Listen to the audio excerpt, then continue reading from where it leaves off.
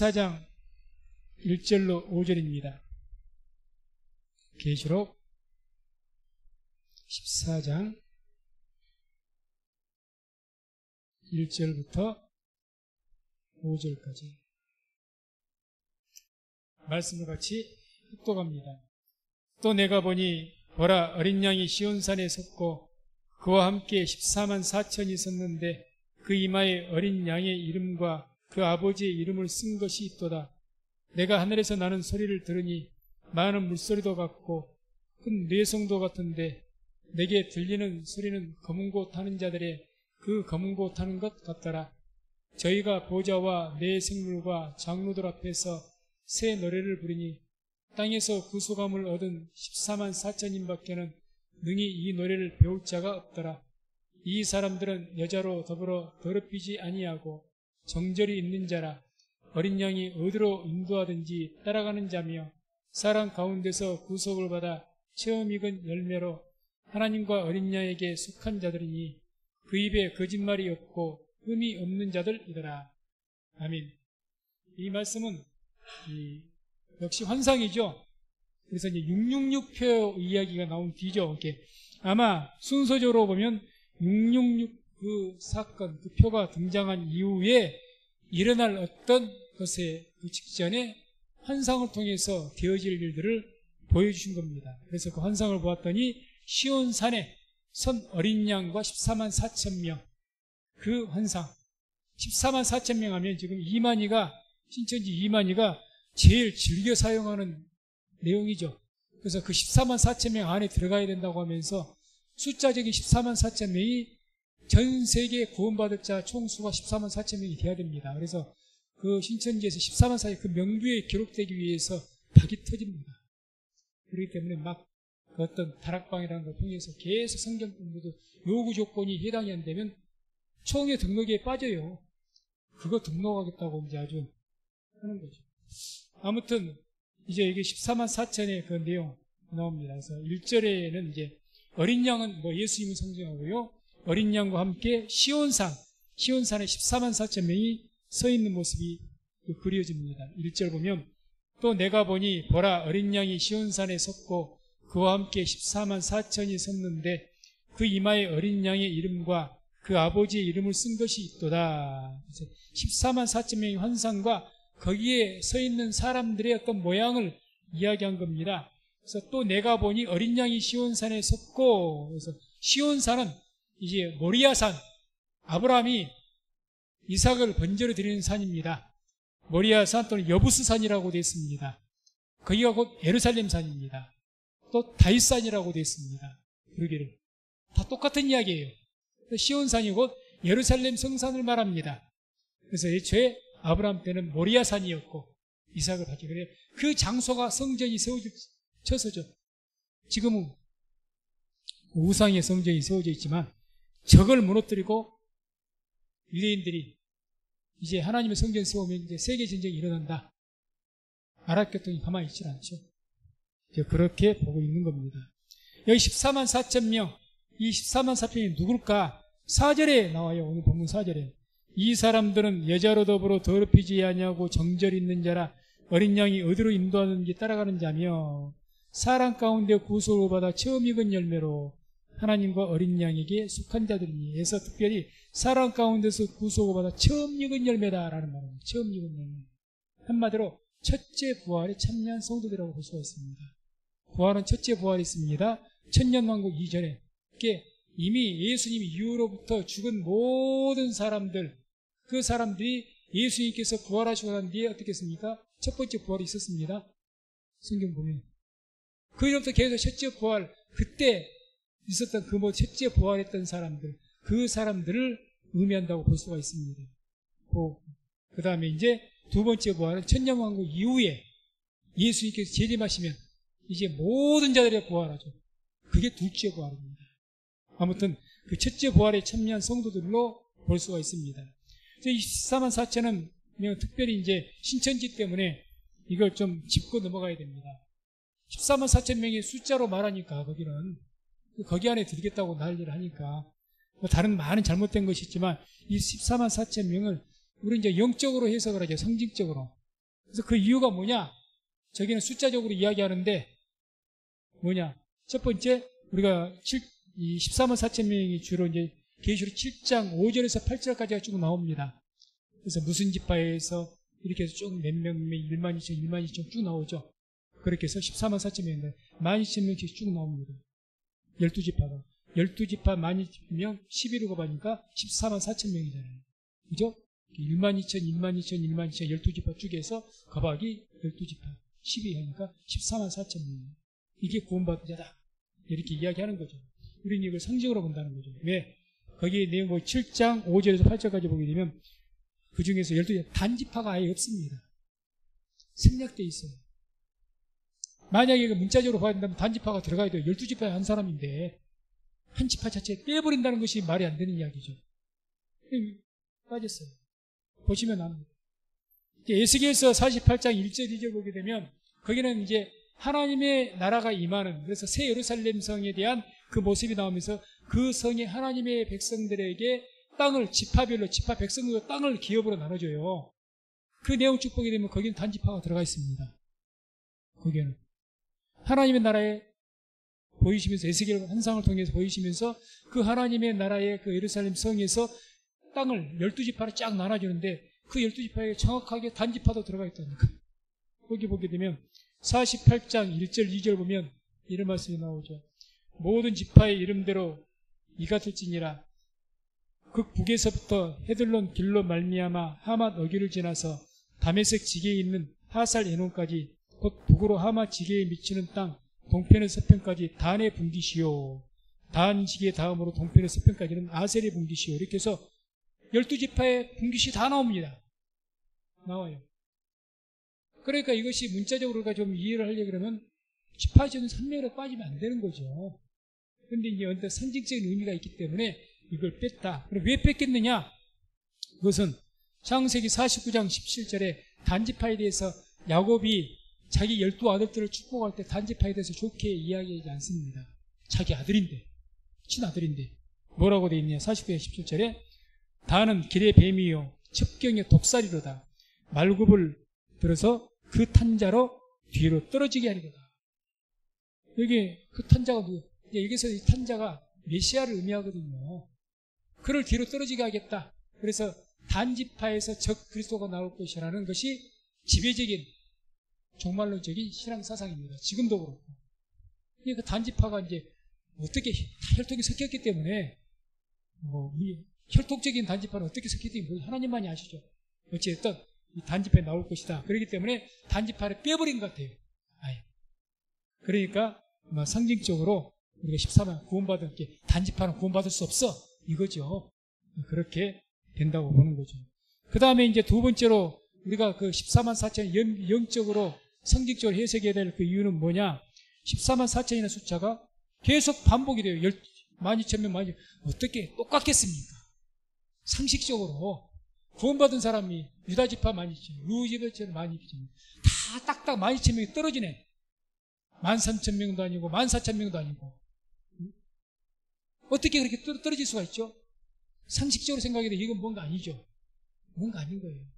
그래서 그런 것들을 봤을 때, 그리고 계시록을 볼 때는 무조건 문자적으로 문자적으로 봐야 될 것도 있습니다. 많이 있어요. 근데 상징적인 방법을 사용하고도 있다는 거죠. 이게 병행이 돼서 해석을 하는 것이 기독교의 정통 원칙입니다. 또 그게 맞고요. 무조건 영적으로 다 몰아붙이면 이단이 나오는 거예요. 다 영적이라고 상징적이라고 해석하니까 이상하게 해석을 하는 거예요. 상징적으로 해석해야 될 것이 있고 문자적으로 해석해야 될 것도 있어요. 많이 있습니다. 근데 이제 잘못된 거죠. 아무튼 간에 그런 것들을 봤을 때 그렇다는 거. 그 다음에 또 세 번째 이유는 12지파의 장자가 누구죠? 퀴즈. 할렐루야. 역시 성립된 네. 루벤 지파. 루벤이 잠깐 여기는 자 순서적으로 보면은 이렇게 돼야 됩니다. 루벤, 시몬, 레이, 유다 지파 순서가 돼야 됩니다. 항상 이렇게 나와요. 민수기를 보면 반드시 이 순서대로 나갑니다. 출발할 때, 행진할 때.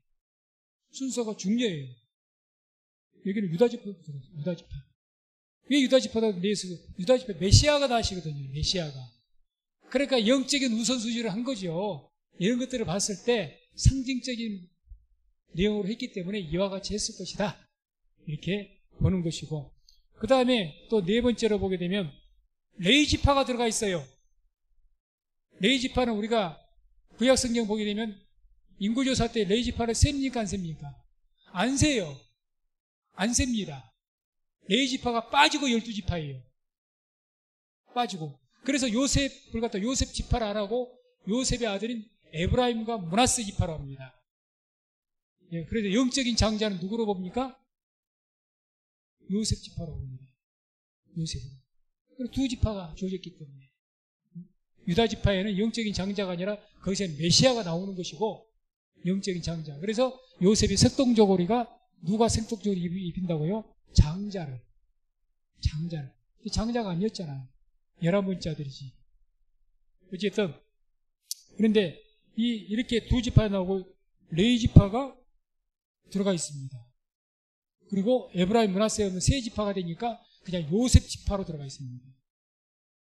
이런 것들을 봤을 때 이제 어떤 맞추는 거죠. 뭔가를 맞추기 위해서 한 것을 보니까 영적으로 성경적으로 뭔가 의미하기 위해서 했다 이렇게 보고, 마지막으로 볼 것은 이제 성경 원어적으로 이것을 입증할 수가 있다는 거죠.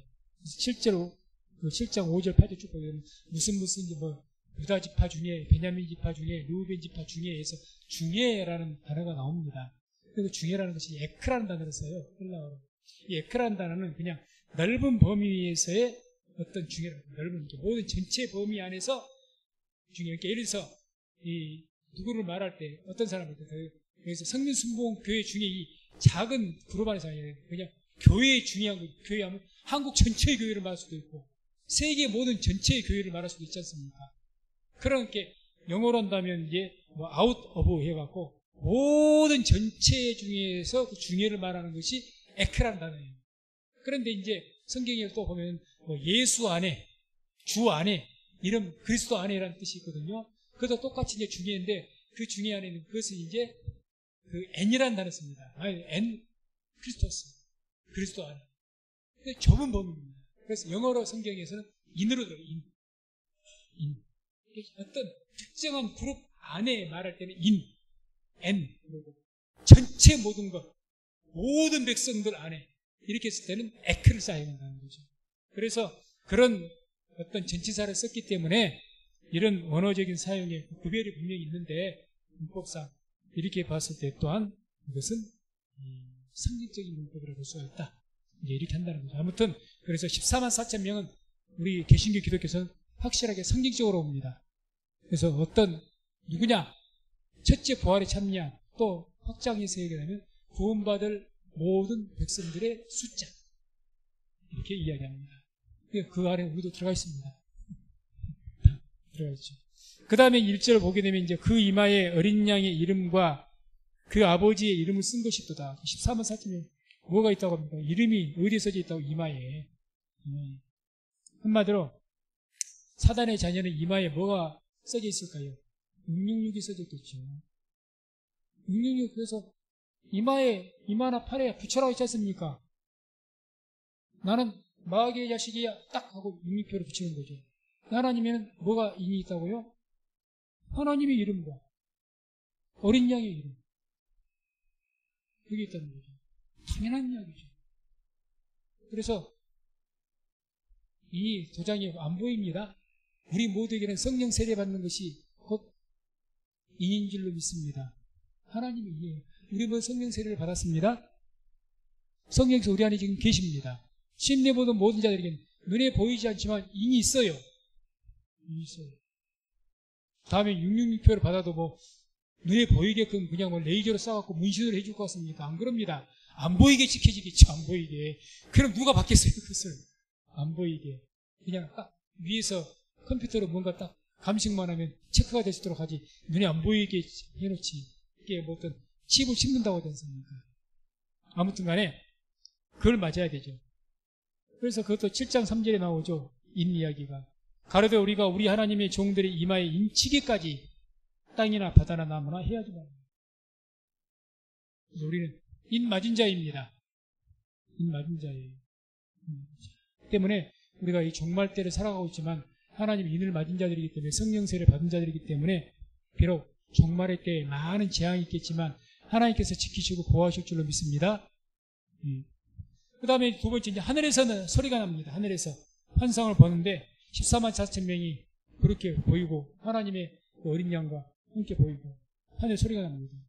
내가 하늘에서 나는 소리를 들으니 많은 물소리도 같고 큰 뇌성도 같은데 내게 들리는 소리는 검은 것 하는 자들의 그 검은 것 하는 것 같더라. 그래서 이 하늘의 소리가 나요. 바울도 하늘의 소리 들었지 않습니까? 바울만 들었습니까? 하늘의 소리 들은 분들이 여러 분 있어요. 예수님 물론이고 변화산상에서 하늘의 소리가 들렸어요. 내가 하늘에서 나는 소리를 들으니 많은 물소리도 같고 큰 뇌성도 같은데 하늘에서 하나님 음성이 들린 것 같은데 많은 물소리 막 웅장한 큰 폭포가 내리면 정말 웅장하죠. 그리고 큰 뇌성 번개가 치는데 막 세상이 뒤집어갈 것 같은 그런 왜 이런 묘사를 했을까? 하나님의 그 소리가 하늘의 소리가 웅장하고 위험이 있는 것임을 이렇게 표현하기 위해서 이렇게 했다고 봅니다. 그래서 아무튼 하늘의 소리가 그런 뇌성이 나는데 그 소리가 그러니까 생각해 보세요. 죄 지은 사람은 그 큰 뇌성이 나면 어떻게 가슴이 조마조마 가슴이 통태통태 뛰지 않겠습니까? 이거 혹시 갑자기 하나님께 진노하셔서 내 죄를 알아가지고 숨겼는데 가다가 벼락이라도 치지 않으실까? 그런 겁이 나지 않겠어요? 그런데 내게 들리는 소리 나오죠. 누구예요? 내게 들리는 소리. 사도 요한의 귀에 들리는 소리는 그 큰 뇌성인 것 같은데 자기에게 들리는 소리는 검은 것 하는 자들의 그 검은 것 하는 것 같더라. 정반대 소리죠. 벼락이 치고 우렁우렁하면서 큰 물소리가 이제 벼락 같은 치는 소리가 나는 거고 아름다운 검은 것 소리하고 정반대 소리예요. 이걸 우리가 뭘 할 수가 있느냐? 세상에 속한 사람은요 하늘의 소리가 두려웠을 겁니다. 마지막 때가 되면 주님께 재림하실 때 어떤 소리가 들린다고 하죠? 하나님의 나팔 소리가 불린다고 했습니다. 아마 하나님의 천사들의 나팔 소리가 불리기 시작할 때 하늘이 진동할 때요 세상에 속한 자들, 땅에 속한 자들 두려워서 사색이 될 겁니다. 그 소리가 너무 두려울 겁니다. 안 그러겠습니까? 그런데 사도 요한이 들었더니 우리에게 들린 소리는 천국 복음의 소리요 하나님의 찬양 소리로 들리게 될 줄로 믿습니다. 바로 그거입니다. 믿는 자들과 믿지 않는 자들에게는 들려요. 복음도요 믿지 않는 자들에게는 미련한 것이라고 했습니다. 그렇죠? 성경이 믿지 않는 자들이 미련한 자들이에요. 십자가가 미련한 것이로 되어 이렇게 했습니다. 그러나 복음을 믿는 우리에게는 이보다도 큰 축복이 없습니다. 이보다도. 그래서 이 소리도 하늘의 소리도 마찬가지입니다. 하나님의 소리가 마지막 때 나는데 우리에게 들려지는데 온 세상이 다 알도록 이제 주님이 재림하시는데 그때 우리에게는 천국 복음의 소리요 기쁨의 소리가 되겠지만 세상에 있는 그런 속한 사람들에게는 뇌성과 같고 큰 물소리와 같고 두려워서 감히 얼굴을 못 드는 그런 소리가 될 것입니다. 그래서 이렇게 소리가 서로 들리게 들린 것이 요한복음 12장 28절 29절 보면 예수님에게 소리가 들렸죠. 하나님의 소리가 아버지여 아버지의 이름을 영광스럽게 하옵소서 하시니 이에 하늘에서 소리가 나서 가로되 내가 이미 영광스럽게 하였고 또 다시 영광스럽게 하리라 하신데 곁에 서서 들은 무리가 울었다고도 하며 또 어떤 이들은 천사가 저에게 말하였다고도 하니 여기서도 보십시오. 예수님께서 기도하실 때 하늘에서 소리가 들렸다고 하잖아요. 그때 어떤 사람들은 우리의 번개소리, 천둥 번개같이 그런 두려운 소리가 들렸다 그 말입니다. 천둥 번개 소리가 아름다운 소리는 아니잖아요. 어떤 사람은 그렇게 들렸어요. 그런데 어떤 사람은 천사가 저에게 말했다고 해요. 천사의 음성과 같았다. 번개불 치는 소리하고 천사의 음성과 어떻게 같습니까? 다 다르게 들어요. 우리 성도님들에게 교회에서 선포된 모든 말씀이 천국 복음의 소리로 복된 소리로 들려지게 되길 주의 이름으로 축원을 드립니다. 날마다 이 소리 나를 찌른 것 같아. 나만 그렇게 들려서는 안 되죠. 주님께서는 우리를 죽이기 위해서 말씀 주신 것이 아닙니다. 살리기 위해서 말씀 주신 거죠. 서로 우리를 아프게 한다 할지라도 살리기 위한 아픔이지 죽이기 위한 아픔이 아닙니다. 그렇게 됩니다. 그다음 세 번째 3절. 3절은 이제 하나님의 보좌와 내 생물 앞에서 새 노래를 부르는 14만 4천 명이 아마 찬양을 했겠죠. 그런 환상이 보게 됩니다. 저희가 보좌와 내 생물과 장로들 앞에서 새 노래를 부르니 땅에서 구속함을 얻은 14만 4천인밖에는 능히 이 노래를 배울 자가 없더라. 먼저 저희가 보좌와 내 생물과 장로들 앞에서 지금 14만 4천 명이 새 노래를 부르는데 어디서 부르느냐? 보좌, 하나님의 보좌는 분명하고 내 생물과 장로들 앞에서 12장로, 그래서 그 장로들을 이야기해서 분명하고 내 생물이 대체 뭐냐? 내 생물. 이 내 생물에 대해서는 에스겔서 1장 5절 10절 보면 이런 말씀이 나옵니다. 이때도 에스겔이 하나님의 보좌 하늘의 환상을 보았습니다. 하나님의 보좌가 있고 그 앞에 네 생물의 환상을 본 거예요. 그 네 생물의 환상의 모양을 묘사한 내용이 이제 에스겔서 1장 5절 10절입니다. 그 속에서 네 생물의 형상이 나타나는데 그 모양이 이러하니 사람의 형상이라. 그 얼굴들의 모양은 넷의 앞은 사람의 얼굴이요, 넷의 우편은 사자의 얼굴이요, 넷의 좌편은 소의 얼굴이요, 넷의 뒤는 독수리 얼굴이니. 그래서 네 생물의 모양을 묘사했는데 그 한쪽 면이 사람의 얼굴이고 또 한쪽은 사자의 얼굴이고 또 한쪽은 소의 얼굴이고 또 한쪽은 독수리 얼굴입니다. 뭐 이거 그대로 문자적으로 본다면 괴물이지 뭡니까 이게. 괴물이지 이게 뭐예요. 이게 상징적인 표현이기 때문에 상징적인 표현.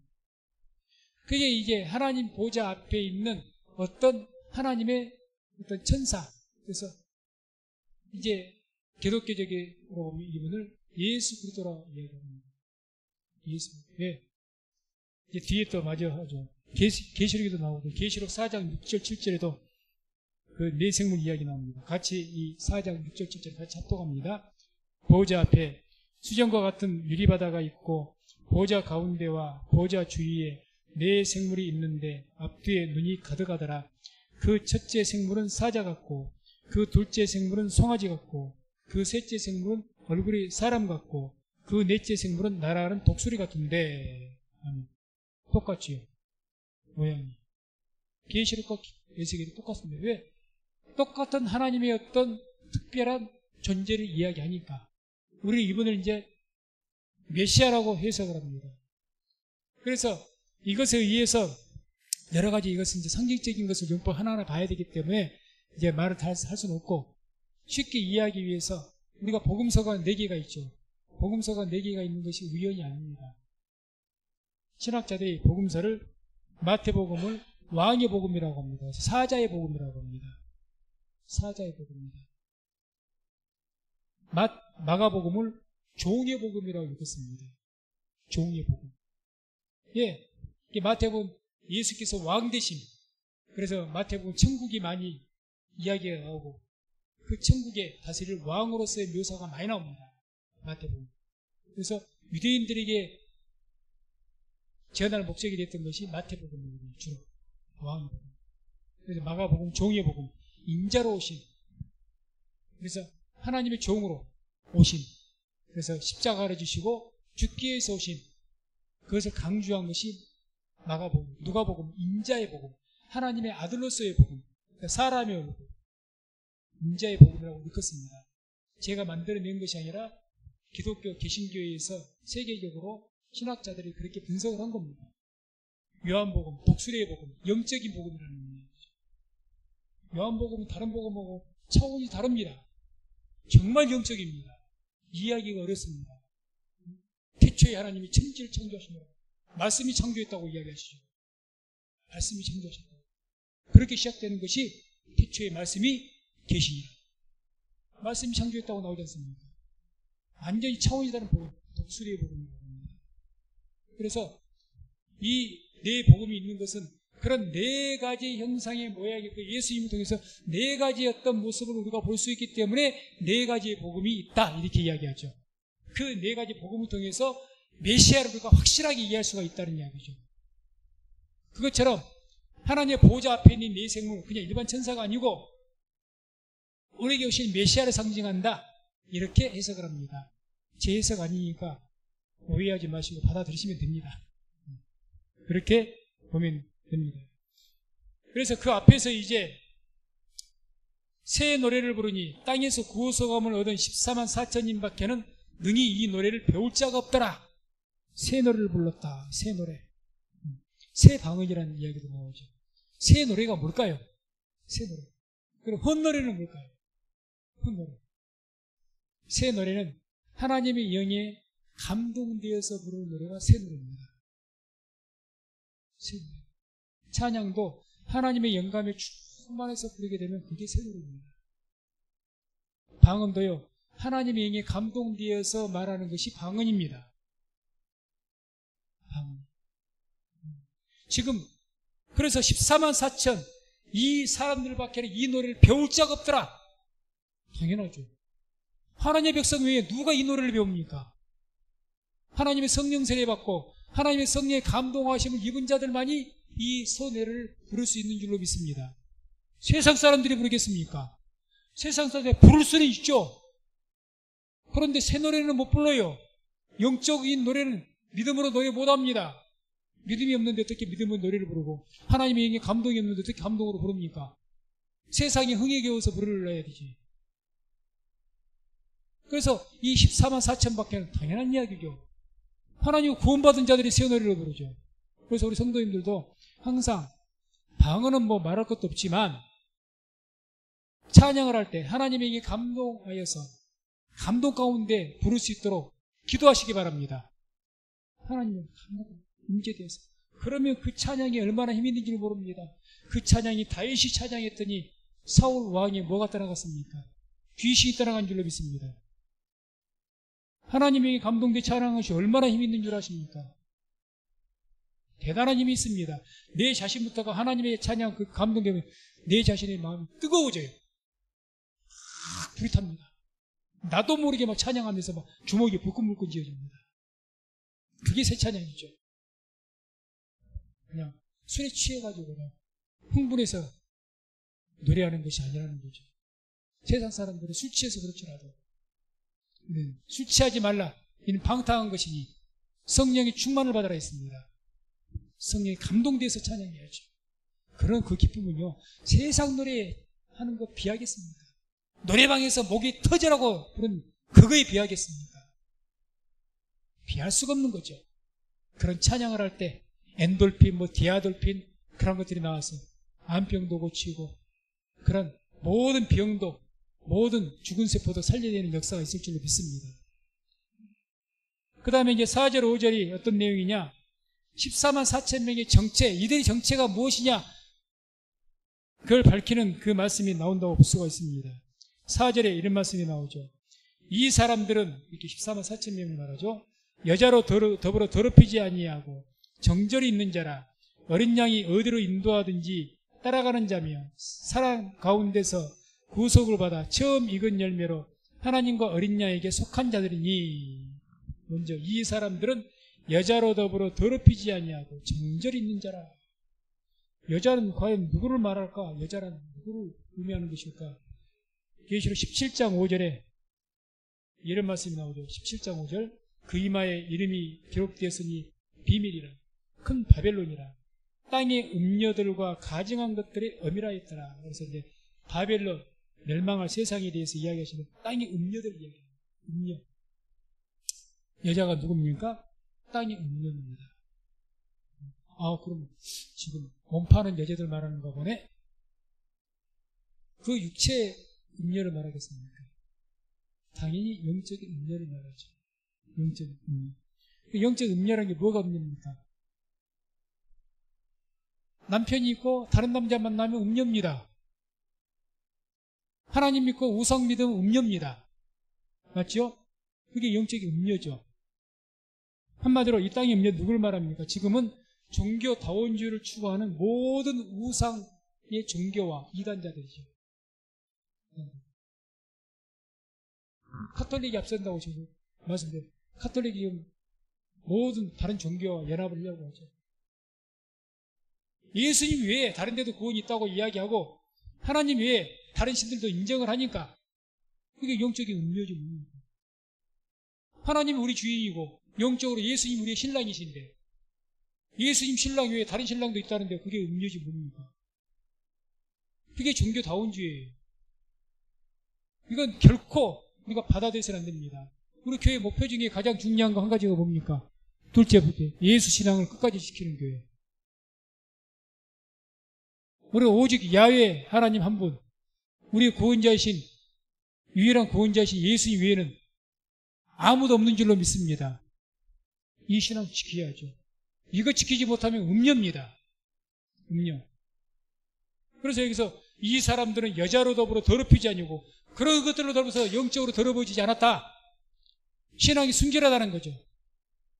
순결하다는 거죠. 정절이 있는 자라. 정절이 있어야죠. 같은 동성 간에, 동성의 친구들 간에는 신의가 있고 의리가 있어야죠. 사람이. 하나 앞에는 믿음을 지켜야 되고 사람들 간에 신의와 믿음이 있어야죠. 신뢰가 있어야죠.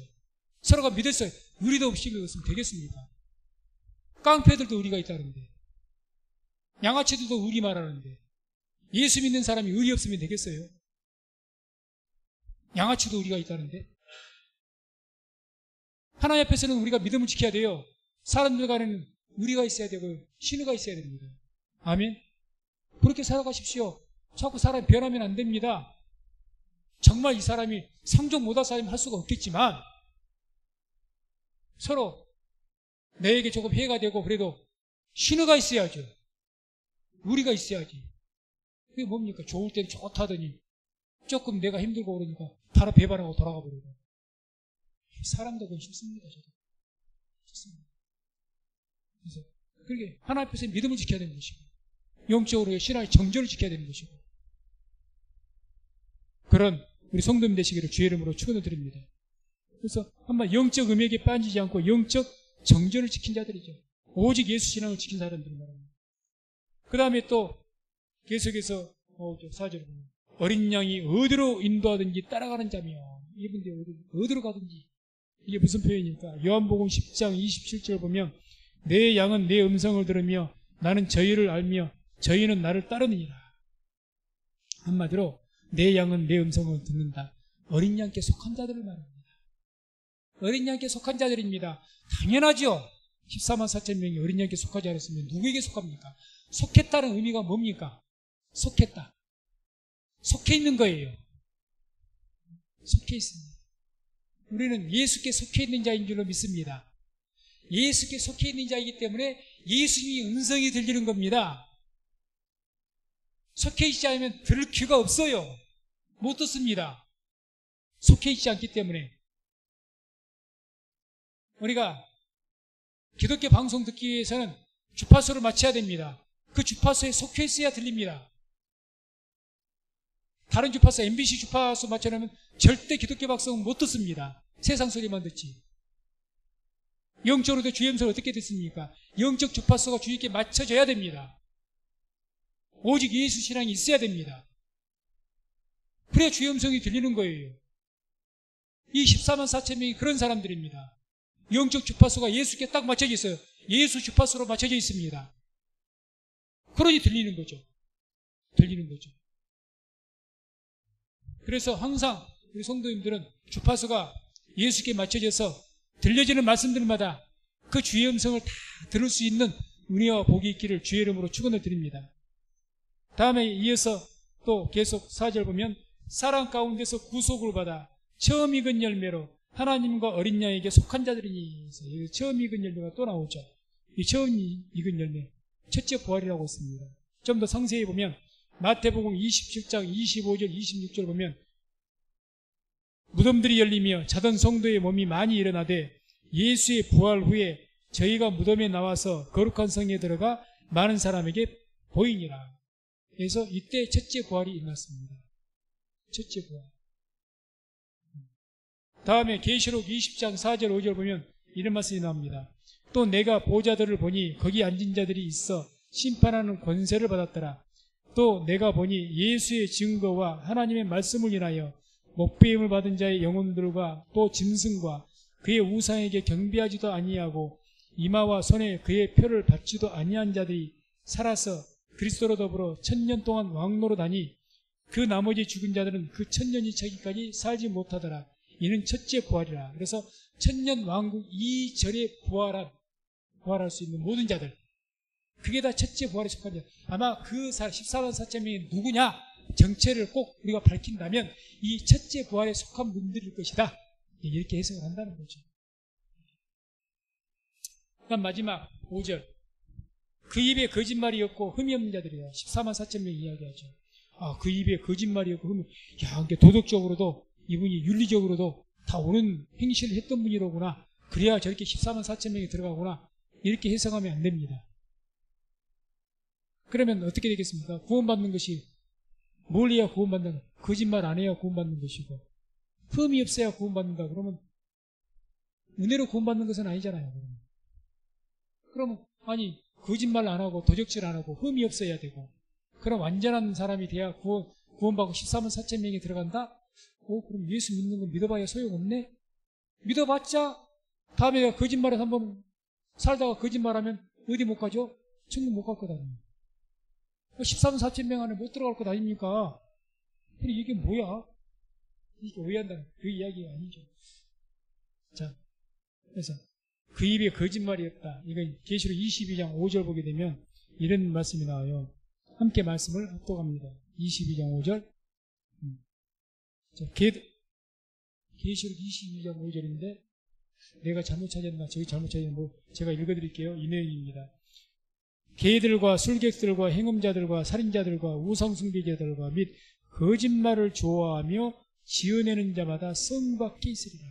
이렇게 이 거짓말은 단순한 거짓말을 좋아하며 지어내는 자다. 이렇게 이 거짓말이 거짓의 압이란 말이 뒤에 이제 더 나오거든요. 본질적으로 거짓말을 좋아하고 본성상 거짓말을 하는 자들입니다. 우리 하나님 믿는 사람들, 예수 믿는 사람들은 본성상의 거짓말을 하는, 양심이 찔립니다. 했다 할지라도 회개하게 되고 했다 할지라도 그렇게 돼요. 그래서 신천지가 어떻게 합니까? 거짓말 교리가 있어요. 실제로 있습니다. 지어내는 이야기 아닙니다. 네, 지금은 이렇게 자기들 정체를 드러내서 그렇게 많이 하지만 교회에 이제 숨어 들어오기 때문에 거짓말 훈련시킵니다. 이것은 하나님의 영광을 위해서 거짓말을 하는 것이니까 괜찮다고. 그래서 절대 신천지에 속해지 드러나도 새빨간 거짓말합니다. 절대 거기 간 적이 없다고 그러고, 나는 어디 다른 교회, 여의도 순복음교회 큰 교회 다녔다고 그러고, 안 다녔으면서도 천연덕스럽게 거짓말합니다. 가족들에게 들키지 않기 위해서 얼마나 거짓말을 천연덕스럽게 잘하는지. 왜? 들키면 부모들이 가만 놔두겠습니까? 그러니까 절대 다음에 그들이 언제나 복음을 깨닫고 알게 되기까지는 거짓말해도 괜찮다. 거짓말 교리가 실제로 있습니다. 우리는 그렇게 못하죠. 못합니다. 아무튼 간에 이들은 거짓말을 좋아합니다. 더 우리가 정확히 말씀 나온 것은 요한복음 8장 44절입니다. 요한복음 8장 44절.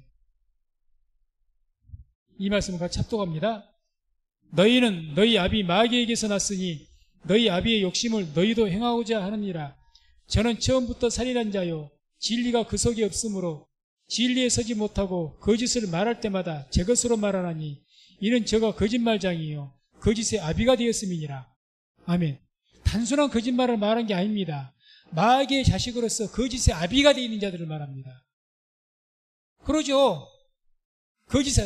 주님 말씀처럼 너희들은 거짓말 할 때마다 제 것으로 말한다. 거짓말은 뭐처럼 말하냐? 진짜처럼 이야기, 진짜보다 진짜처럼. 그러니까 사기꾼들에게 속는 겁니다. 마귀의 자식이라고 하지 않습니까? 마귀의 자식은 그렇게 해요. 하나님의 자녀는 그렇게 못합니다. 본성상. 순간적으로 자기의 체면이나 자기의 어떤 위험을 모면하기 위해서 거짓말을 할 수는 있겠지만 거짓말을 저것처럼 그렇게 못합니다. 예수 믿는 사람은. 그러니 거짓말에 거짓이 없죠. 흠이 없다. 흠이 없다. 완벽하게 율법으로 흠이 없다. 그럴 수가 없죠. 창세기 6장 8절 9절. 그러나 노아는 여호와께 은혜를 입었더라. 노아의 사적은 이러하니라. 노아는 의인이요 당세의 완전한 자라. 그가 하나님과 동행하였으며. 노아를 의인이라고 합니다. 노아는 다 율법도 썼지만 하나님께 보시기에 정말 아무 죄도 안 지었는가 보다. 그런 의미에서 의인이 아니라 그 앞절에 8절에 뭐라고 나옵니까? 노아는 여호와께 뭘 입었어요? 은혜를 입었더라. 여호와께 하나님께 은혜를 입으면 믿음의 의인이 된 줄로 믿습니다. 믿음의 의인이 말해요. 또 창세기 15장 6절에 아브라함이 여호와를 믿으니 여호와께서 이를 그의 의로 여기시고. 아브라함을 왜 의인으로 여기십니까? 믿음을 잘 지켜서? 믿음 잘 못 지켰잖아요. 오자마자 애굽으로 내뺐지 않습니까? 그리고 애굽 가서 자기 아내를 누이라고 속였지 않습니까? 하나님 망신은 다 시켰잖아요. 하나님께서 네 허리에서 날짜를 준다고 약속해도 하가를 얻었지 않습니까? 실수한 것이 한두 가지입니까? 그런데 뭐 의인이요? 율법으로 의인 될 수가 없어요. 믿음의 의인이죠. 그 박영선 목사님이라고 은퇴하신 분인데 훌륭한 분입니다. 이 분이 지은 책 중에 한 가지가 하나님의 열심이라는 책이 있어요. 하나님 열심. 거기에는 주 내용이 뭐냐? 하나님 어떤 열심이냐? 하나님께서 우리를 구원하시기 위해서 하나님께서 열심으로 일을 하셨는데 우리는 그 아브라함이나 모세나 위대한 그 하나님 훌륭한 종들 이들이 우리 착각하면 이분들이 믿음이 좋아서 그러니까 내가 아브라함이 이삭을 바쳤는데 나는 언제 저런 믿음이 될고 나는 저런 믿음이 못되니 나는 못난 자다. 그렇게 생각하지 말라. 왜? 그들이 아브라함을 아브라함 되게 하신 것은 하나님의 은혜이지 그 개인의 의가 아니다. 이게 주 내용입니다. 야곱이 이스라엘 될 수 있던 것은 야곱이 이스라엘 될 만한 그런 개인의 신앙과 어떤 믿음과 그것이 있어서 된 것이 아니고 행함이 있어서 된 것이 아니고 하나님께서 택하셔서 그렇게 만들어 가셔서 야곱을 이스라엘이 되게 하신 것이라는 거죠. 성경 봐도 12사도를 사도 다 왔던가요? 아니 주님 십자가 가는 그날까지 노중에서 싸웠지 않습니까? 네가 오른팔이냐 내가 오른팔이냐 그랬던 분들이 제자들이고 예수님께 겟세마네 동산에서 다 내뺐습니다. 사도다운 모습이 하나도 없어요. 그럼 그들이 어떻겠습니까? 사도가 되게 하신 줄로 믿습니다.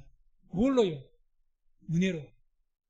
그래서 하나님 열심히 뭐가 열심이냐? 하나님 우리 택하시고 사랑하셔서 그 하나님의 열심으로 우리를 하나님의 성도가 되게 하신다. 목사가 되게 하신다. 장로가 되게 하신다. 권사가 되게 하신다. 그 하나님의 열심을 믿으라는 겁니다. 그게 주 내용이에요. 바로 그 이야기죠. 그래서 우리는 그런 하나님 믿으시기 바랍니다. 그래서 말씀 냈습니다. 오늘은 14장 이제 시온산에선 어린 양과 14만 4천 명에 대해서 우리가 보았습니다. 계시록의 말씀은 계속 마지막 때 되어질 말씀들 그것에 대해서 환상과 여러 가지 이야기들로 우리에게 제시해주고 있습니다. 말씀들을 들음을 통해서 오직 이 말씀 들을 때마다 항상 기도하시고 또 하나님에게 감동받 인도하실 가운데 말씀을 듣고 깨달아서 항상 깨어있는 저와 우리 모든 성도님 되시기를 주의 이름으로 축원을 드립니다. 기도하겠습니다.